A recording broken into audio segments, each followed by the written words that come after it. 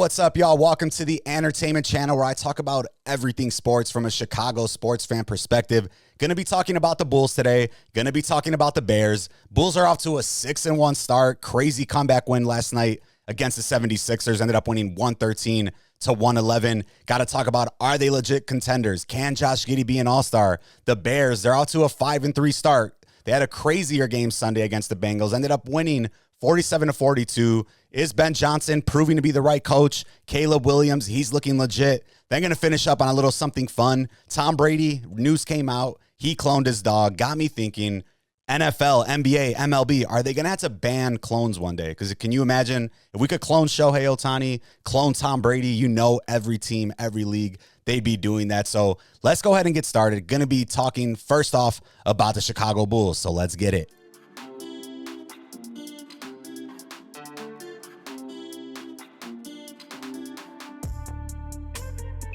The Chicago Bulls, man, crazy game last night. Everybody, I'm sure if you've been tuned in, Bulls are off to a quite surprising start, man. You can't even lie. Let's take a look right here. They ended up winning last night's game 113-111, a crazy comeback win against the 76ers. If you were watching, they were down as many as like 20-something points, even into the third quarter when it started. But Josh Giddey, he ended up finishing with a triple-double. He had 29 points, 15 rebounds, 12 assists. And then Nikola Vucevic, he hit that three-pointer with 3.2 seconds left in the game.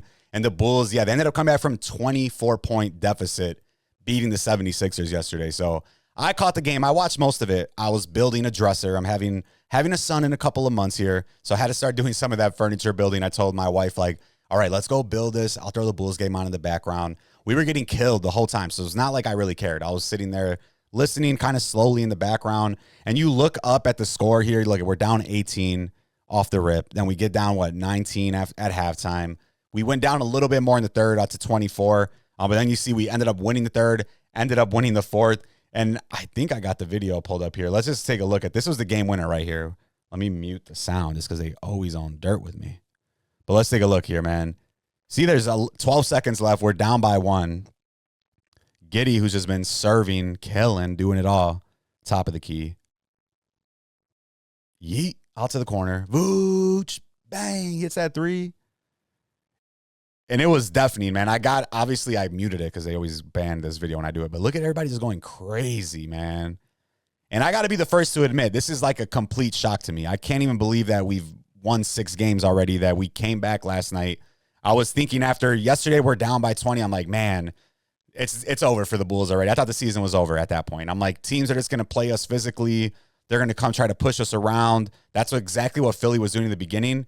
Ended up not working. You see Quentin Grimes here, jags a three, tips it out. Bulls end up winning. Just a crazy game last night, and a little bit of everything, man. Some defense, some clutch threes. Giddey did everything, rebounding, assist, just everything going on out there on the court. And Sixers, I mean, it's early in the season, but they were tied with us 5-1 to start the game. We give them their second loss of the season. And it was the largest comeback win since Detroit. And I think that was like a few years ago. It's blocked out, of course. I'm trying to say it, and I didn't write it down. But crazy win last night, man. And I was talking shit. I've been talking a lot of shit about the Bulls. I'm like, yo, we're going nowhere this season. Josh Giddey, best player, we're screwed. Matas Buzelis, only thing we have to build around right now. And I guess I got to say that so far I'm wrong. I mean, you look at where we stand right now. Let's pull up those standings real quick. We're 6-1, and we got to enjoy it right now, Chicago. We're not going to probably be up here for a long time, let's be honest. But 6-1, atop of the Eastern Conference standings. We actually beat the Pistons already. We beat the Sixers. So, that feels good. And that's Pistons' first game of the year. We caught them kind of sleeping a little bit. They're going to be one of the top teams out East this year. But I got to ask the question, are we legit title contenders, at least Eastern Conference contenders? And I got to say, I mean, I won't give my answer yet, but you probably leaning. If I would have said the real one, we would know already. But everybody's hurt out East. Like, you're looking right now, Boston, they've represented the East the last 2 years in the NBA Finals. They're not even in the playoffs. You got to remember they lost Tatum, Porzingis is gone, Drew Holiday's gone, Al Horford's even gone. Pretty much everybody's gone. The Pacers, actually, I'm saying they represent us 2 years. 2 years before. Pacers represented the East last year. They only got one win. They lost Miles Turner. to the Milwaukee Bucks. And then obviously Tyrese Halliburton out for the season with that torn Achilles. So, I mean, the East is wide open. You really look at it, if you healthy, you would think, the Sixers should be up there, but Embiid, that's always a big question. With the Cavs, they kind of that team that, every year they're going to be really good, but can they do it in the playoffs? It's probably the most wide open it's been for them. The Bucks, you got Giannis, you got a chance. So that's pretty simple. Miami, not really a star. New York Knicks, they were one of the best teams last year. I thought they were going to make it out of the Eastern Conference. They ended up losing to the Pacers and the Magic as well, the Hawks. So you take it a look, man, there's really no clear-cut favorite. This is the team that's definitely the best. I would say I still kind of always lean towards Milwaukee just because Giannis, I think, when you have the best player in the conference, he's probably going to make a big difference in who's going to make it. So I really don't think the Bulls are real Eastern Conference contenders. So that's I asked the question a few minutes ago, but the answer there, no, I do not think the Bulls are Eastern Conference title contenders. I think at best we're a middle-of-the-pack team. I mean, we're playing a lot better than I think we actually are. I don't think we're a 850 winning percentage type of team. Josh Giddey right now is going ape shit. He's averaging 23 points, 9 assists, and 10 rebounds per game. So he definitely is balling out there, but I don't think the Bulls they don't have a shot to win the East. I mean, some people you could convince yourself if you really want to, but unless Matas Buzelis ends up being like a stud and, all-star, does he end up being that type of Klay Thompson to a Steph Curry? Is he going to be that second guy right now? I think he'll be the best player on the Bulls, but for this iteration of the team, if he could be the second best player to Josh Giddey, then maybe we have a chance to make the second round just because of how down a lot of these teams are in the East. But I don't think we're going to make it to the Eastern Conference Finals, y'all. I don't want to burst anybody's bubbles. We are playing our asses off, and I'm happy to see that. We're fighting hard on defense, playing out the whole game. A game like yesterday proves that. You're down, you still come back, you fight the entire game, get that W. But let's slow our horses a little bit. We've had 5 out of these 7 games at home. You can see that right here. We're 6-1 with 5-0 at home. So that's usually a lot easier to win at home, especially with a younger team like most of the Bulls. Then we're 1-1 away. So let's slow our roll a little bit. Good thing is that we are scoring more than we're allowing. So in common sense, that right away, that lets you know that we're going to be doing good. We haven't got our ass kicked yet. Really bad in one game at least. But the Bulls, man, they're fighting hard. I'm happy to see that we're there. I don't know what the future holds for this team. I don't know what Josh Giddey's ceiling is. I know a lot of people are way more optimistic than I am because he's 23 years old. But from my standpoint, I'm like, man, big, slow point guard usually doesn't win. Maybe Magic Johnson was the last one, and that's like the greatest point guard of all time. So we'll see if I can get beaten on that. But the second question I have, and I think this is a legit one. So if you ask a little bit about making the conference finals, are the Bulls going to make the finals? I think you're probably a little bit crazy. You're probably being a little bit of a home fan. But the second question I have is, can Josh Giddey be an Eastern Conference All-Star? And I think that's a simple yes. I mean, you look at the stats already, 23 points a game, 9.1 assists, and 10 rebounds. And we're 7 games in. So it's not like, we're 2-3 games in. Averaging almost a triple-double even for 7 games is impressive. So I really do think Josh Giddey could be an all-star. And that also has to do with some of those other teams falling off. Obviously, Tyrese Halliburton's gone. That's a point guard spot. Drew Holiday's gone. That's another point guard spot that on the Celtics, they were kind of getting 4 all-stars. Even a Tatum's out this year. So there's a lot of opportunity for Josh Giddey to step up. You're in a big market like Chicago. You're going to get the fan votes. You're going to get that notoriety. You're going to get the popularity that comes with being one of the best players on the Chicago Bulls. So I definitely think Josh Giddey could be an all-star this season. And this kind of blew my mind yesterday is that Josh Giddey is the first Bulls player to have back-to-back triple-doubles since Michael Jordan in 1989. So I never thought I'd put Josh Giddey and Michael Jordan in the same sentence, but he's the first Bulls player since Michael Jordan back in 1989 to have back-to-back triple-doubles. So you got to tip your hat off to him. Shout out to Josh Giddey. He's a lot better than I probably presumed, since I thought I've been probably his number one hater, telling people yo, come on, don't get too excited. It's Josh Giddey, bro. And I think that's just because I know the ceiling. I don't think not to be mean, I really like him. I don't think he's a championship level player, not being like our first or second best player.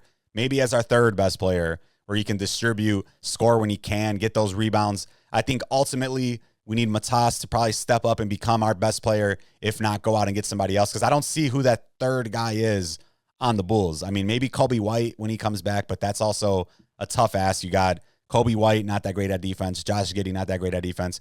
And then Matas Buzelis, second year. Those guys, your top 3 players, I'm going to say maybe we're like a 5 or a 6 seed. But with all that put aside, still one hell of a start for the Bulls, man. Shout out to the Bulls. Shout out to Josh Giddey.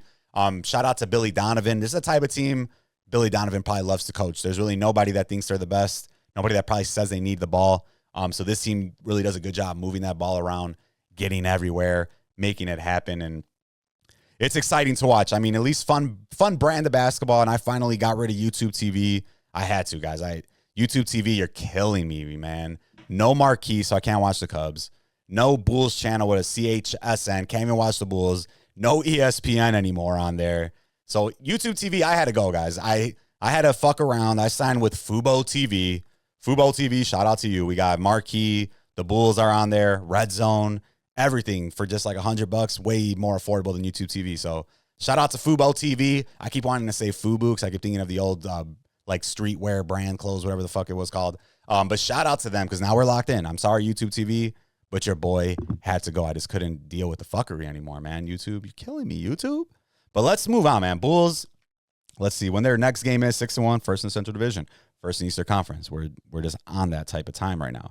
So Bulls' next game is going to be this Friday, November 7th. It's an NBA Cup game at Milwaukee, up north, right up 94. So that'll be a good game. And then we're at Cleveland. So a couple of divisional games this week, Milwaukee, Cleveland. We'll see what the Bulls can do. I mean, they could sneak them out. We'll see how it goes. It'll be interesting to see how we look in maybe 7 more games. Are we still going to be above 500? Because things are going to get a little tricky. You see these next few games. I'll pull it up real quick. You got Milwaukee, Cleveland, San Antonio, Detroit. That's 4 games in a row that are going to be real tough. In Utah should be winnable, and then at Denver. So I talked about it. The Bulls have been at home majority of the season. We're 5-0 at home, 1-1 on the road.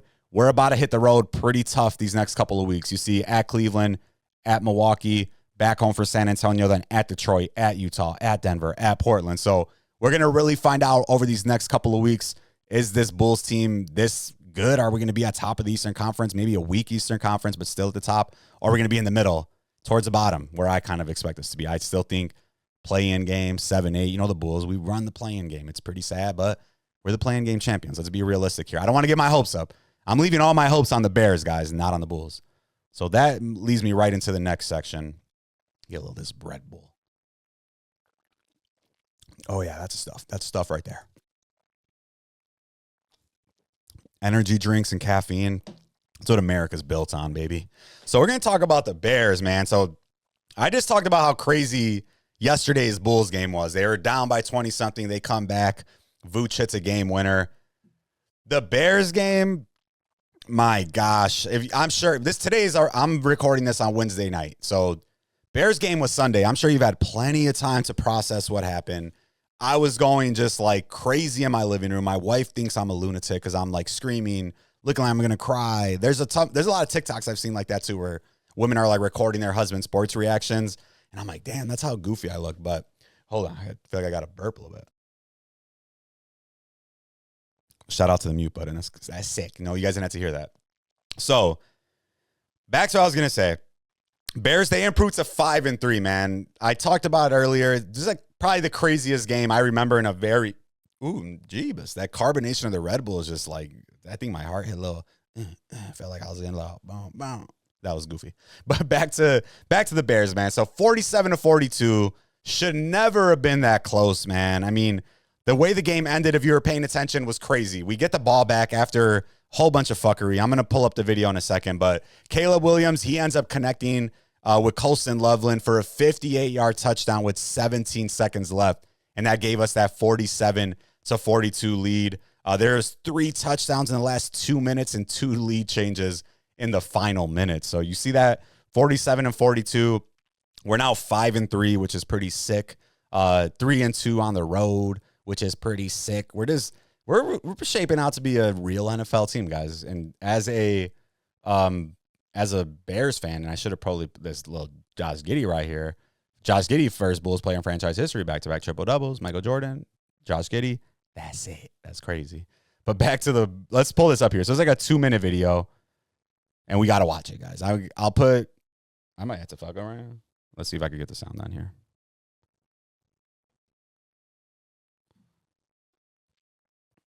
We're going to get copyrighted, but we don't care. We're not monetized. We're building up. So we hit that follow button, though. Hit like, comment, follow. If you're here right now, I need you. I need you.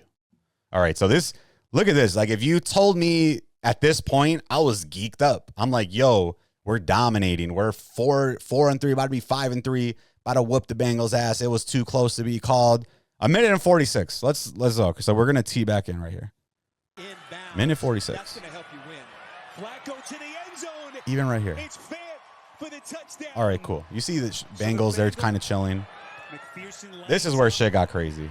So think about it. Now in the NFL, you have to announce you're going to be doing onside kicks. So they're all lined up. Of course, the one thing we can't do not let the ball touch you. Don't touch the ball. If you're not going to be 10 yards beyond, don't let it touch you. What does our guy do? Bink hits his leg right there. I was ready to lose it all, guys. We're down 6 right here. So I'm like, what? They're going to score. They're going to get 7. We're going to lose. Like, right here, I was hoping for a miracle. I thought I didn't touch him. Then you see it for sure. Right there hits his foot, bro. Like, what are you doing? What are you doing? Just all you have to do is not touch it. So right there, I was chrome to the dome, ready to go. Like, yo, this is over. Why are we doing this? Then it gets worse. We'll forward here. So they get the ball back. 58 seconds left. Like, that's what's even more crazy. They're just marching on us. And that was the easiest touchdown ever. I was probably not the only Bears fan that was like, what are we doing? But this is what was crazy is, like, as a Bears fan, I can't even remember if this has ever happened, even since I've watched, is like, you watch Mahomes, you watch Josh Allen, they get the ball back like this. You're like, all right, the other team's in some trouble. First of all, we've never really done it. We got a younger quarterback. I thought we could do that. But what worries me is we have Cairo Santos as our kicker. Probably the weakest leg in the NFL. Dude, they are like, yo, this guy hits all his field goals within 40 yards. That's the stupidest shit I've ever heard. Is this 1999? This dude just hit a fucking 68-yard field goal last week on the Jaguars. And our reason for keeping Santos is because he's 100% within 40 yards. Like, I feel you could grab an average soccer player and they could hit 100% within 40 yards. So I'm thinking right here, are we even going to get close enough? Even if we do, Cairo Santos fucking sucks. So we're screwed. Then you just like, let's see what Caleb could do. Let's just make it down there. We could always get another kicker. So right here, dude's just doing what Caleb does, extending. Gets down. Timeout. So right there, I'm like, all right, we're going to get in field goal range. This was crazy. Bing, bing. Like, bro, when he started running, getting the chills again. Getting the chills again. This never happens as a Bears fan. Like, this moment right here was like, I was already tweaking. I'm like, wait, oh no, he's going to get sacked. Oh no, Caleb, get rid of it, get rid of it, get rid of it. Little window opens up. Right here, I thought we had a chance. I'm still worried about Santos. And then right here, I lost it. Horrible tackling, but Loveland's doing what he's got to do, man. That was top plays ever in my Bears fandom history. He breaks out that 58-yard touchdown. And the only thing worse than being a Bears fan at that moment is being a Bengals fan, man. You do all of that to come back. Joe Flacco, this guy looks like he's crying. Jamar Chase was screaming after the game. And just look at this. Like, how the perfect throw, horrible tackles. People have been questioning, should we take in Warren? Warren's been an absolute dog on the Colts. I get it, but Loveland right there proves what he's worth. Did everything he needed to do. And just one of those crazy moments where you just appreciate the NFL when you realize, like, yo, the NFL, it's never over. Something always happens. That's why you always got to keep watching the game, man, because it's never really over. And I'm excited to see what we're going to do the rest of the year, because right now we're in a pretty good spot. The Packers lost. What's going on here? The Packers lost. The Lions, who else? The Lions lost because the Vikings won. So we're in a battle right now. NFC North is loaded, though. You see 5-2 Green Bay, 5-2-1. Lions are 5-3. Bears are 5-3. Minnesota's 4-4. So the NFC North alone, it's going to be tough. In both leagues, you only get 7 teams that make each. So you see the AFC right here. Kansas City looking a little murky. But for the Bears right now, we're technically out of the playoffs just because Detroit beat us earlier in the season, so they have that tiebreaker over us. but we're right in the thick of things, y'all. So it's exciting right now. 5-3 for us. We're in the playoff picture. I think that's really all you could ask for as a Bears fan. Like, you got to be real with yourself. If somebody told you we're going to be 5-3 at this point of the season, I think all of us 100% would take that. And it takes me 70 times to get back to where I'm trying to go. And there we go. Chicago Bears. Let's go. So we're 5-3 right now. Then we got some winnable games coming up, man. I mean, it's not going to be easy. It's the NFL, but you got the Giants right now. They got no Neighbors, no Scatabo. Minnesota, that's got to be, like, if our team is not thirsty to get that lick back, we jagged week 1. We should have beat the Vikings. Going to Minnesota, that's going to be doable. But it's going to get tough after that, guys. Then we got Philly, at Green Bay, Cleveland with a really good defense at our place, Green Bay coming in, then at San Francisco, and then Detroit. So we're going to get tested, guys. I think we have to win this New York game, just because after that, it's going to be tough. We're going to be battling to get W's out there. The defense is, like, absolutely atrocious. If you've been watching the defense, you know that they're pretty bad. They're giving up 42 points. They gave up like 15 points in 30 seconds, something crazy like that to the Bengals. Should have never even been in that position. They let them get up and down the field within a minute, 2 minutes. But there's 2 things I think for sure after this game. One is Ben Johnson was 1,000% the right coach for us. I mean, you see the plays alone that he's drawing up. Caleb Williams, like the first dude ever to get a receiving, a throwing, and a rushing touchdown, something crazy like that. So Ben Johnson, that's a success. We know that he's the right guy. You watch those videos of him in the locker room after, it gets me absolutely fired up. And second thing I think is Caleb Williams. Dude is definitely the real deal, man. All the hate, I know he doesn't have the perfect passing percentage, completion percentage. I know he still makes some bad throws, but dude has it, man. He's only in his 2nd season in the NFL, and he's only on his, he's going to be in his 9th game under the Ben Johnson offense, and every week we're seeing a little bit more, some more plays come out. This week, you see that perfect time where he rushes at the right time, then he makes that throw to Loveland at the right time. So, to me, I think we nailed those 2 picks. We got our coach. We got our quarterback. Now we got to fill out the rest of the roster. The defense, I know we're missing a ton of defensive backs. Their secondary is a little bit beat up, but I think we got the right pieces. And the only question that I think right now a lot of us have as Bears fans is, should rookie Kyle Monangai be the starter, be the lead running back over DeAndre Swift? And I think no. I think it's too soon to say that. If you look at the stats for the Bengals, everybody's been crushing the Bengals. They let the Jets run all over them the week before. So I think even if DeAndre Swift was in, he probably would have put up some crazy numbers. And I think this is perfect for us. You got kind of that duo, Monangai, and you got Swift. It brings me back to, the Lions where they had Gibbs, they had Montgomery, and Ben Johnson really took advantage of that. So even though Kyle Monangai dominated, dude was an absolute dog. I really love him and just only a rookie so far. I think it's a little too early to be saying he should start over DeAndre Swift. I think if anything, have a good little balance going, ride the hot hand. But you don't want to see that happen. You don't want to see DeAndre Swift just get cut out because dude ran over one of the worst defensive teams in the NFL. But I'm excited for the Bears. We got a big game this Sunday versus the New York Giants in Chicago, man. I'll be watching. I got my baby shower this Sunday. Me and my wife's baby shower this Sunday. Bears will be taking on the Giants, and I'm excited to see what we got, man. This is going to be tough to get a win after this. 6-3, then we're just battling. Minnesota, Pittsburgh, Philly, Green Bay, Cleveland. The easiest team on the schedule is Cleveland, and they still got a really good defense. Everybody else here is above 500. All these teams are solid. So Bears, man, we're starting to find things out, but we still got a little bit more to go.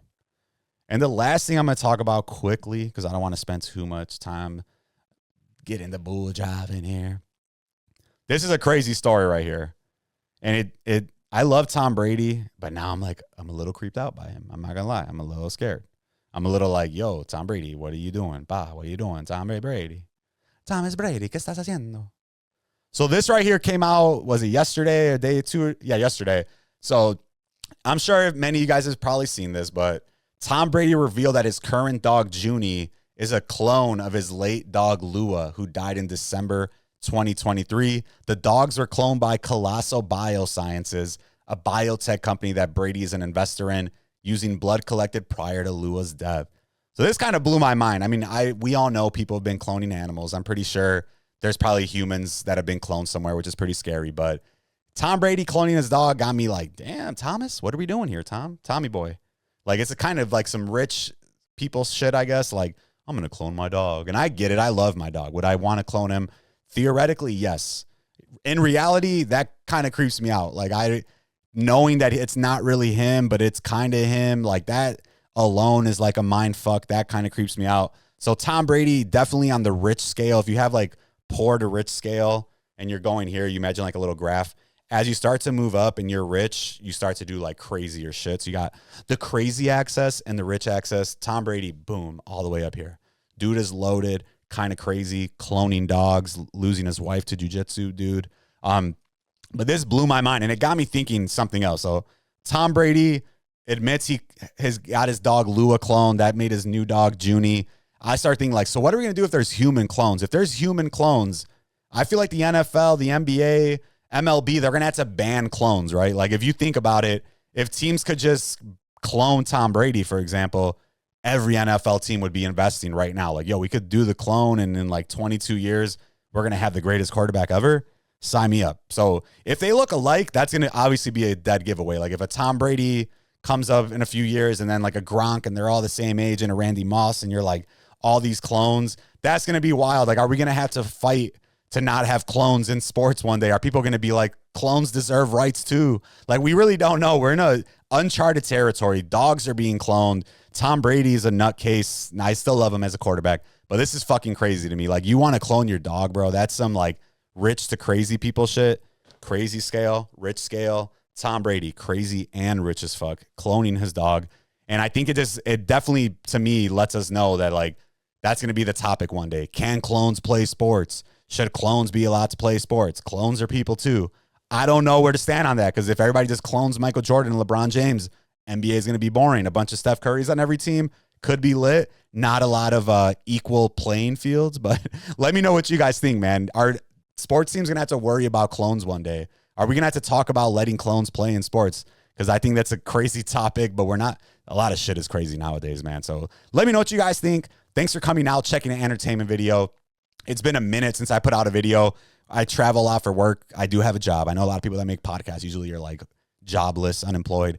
I have a real job, guys. It's pretty busy, stuff like that. So I was gone. I'm back. No more travel for me for work for like 6 months maybe. So that's exciting. I travel a lot to different places, which is really cool, but you also get tired sometimes of being on the road. So I'm happy to be home. Bulls are good right now. Bears are good right now. The Blackhawks are decent right now. So we got a little bit of everything going on right now in Chicago, guys. So thanks for coming through, checking out the Entertainment Podcast. If you haven't already done so, hit the like button, drop a comment, subscribe. We got to grow the Ant Farm, y'all. We got to boost the Ant Farm. One follower, another follower. Bada boom, bada bing. We spreading the whole thing. Let's get it. And don't forget, whatever you want to say, when you're on the entertainment channel, you got to go crazy. Don't be lazy. And don't be doing nothing fugazi. Deuces.